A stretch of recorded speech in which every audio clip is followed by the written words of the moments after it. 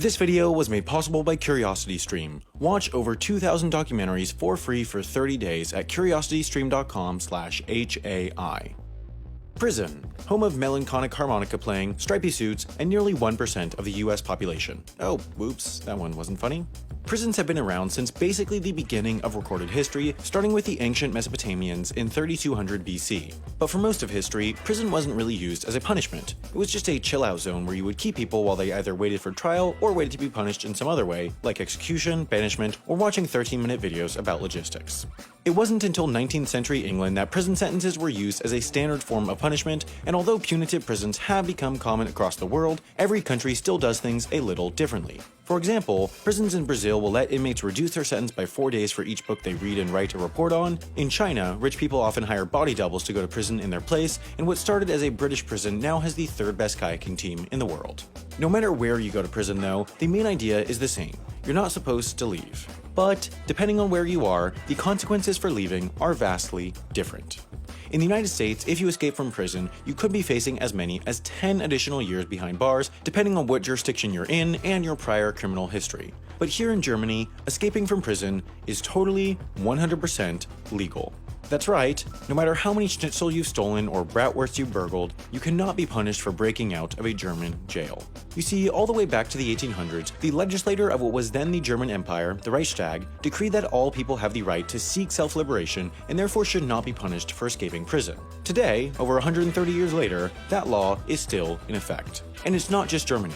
Austria, Belgium, and Mexico all have laws saying you can't be punished for a prison break. The basic reasoning is that there's a difference between the right to have freedom and the right to seek freedom. Kinda like how this video has the right to try to be funny, but it doesn't have the right to actually be funny. When you commit a crime, you forfeit your right to have freedom, which is why the government can lock you up. But these countries believe that people always have the right to seek freedom.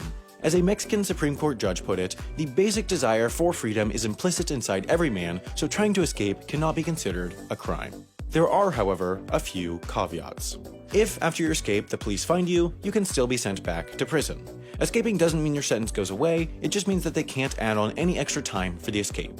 Plus, even though escaping isn't against the law, it's still against prison rules, so even though you can't get extra jail time, you're less likely to get approved for parole. And if you commit any other crimes in the process of escaping, you're still on the hook for those. If you bribe a guard, that's still bribery. If you have to steal a getaway car, that's still theft. If you break the bars of your cell, that's still destruction of property. And if you leave a mean YouTube comment under a video that was made by a really nice guy who's just trying to do his best, well, that's not illegal, but it still hurts that guy's feelings. But despite how difficult it is, a legal prison escape can be done. If you don't believe me, just ask this man, American businessman Joel Kaplan, who in 1971 escaped from a Mexican prison without breaking a single law.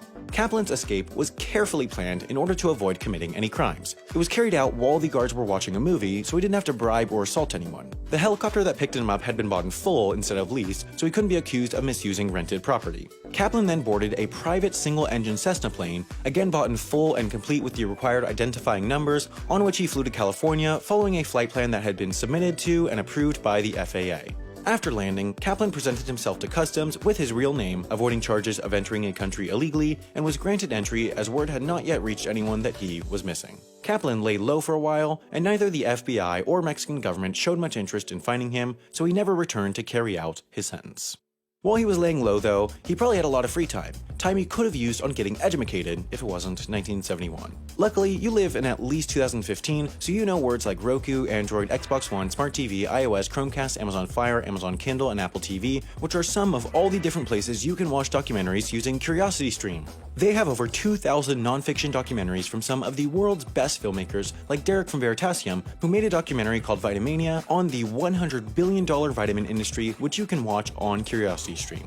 The best part is, you can get unlimited access to all of these documentaries starting at only $2.99 per month, but the even better best part is that you can watch as many of these as you want for free for 30 days by signing up at curiositystream.com/HAI and using the code HAI.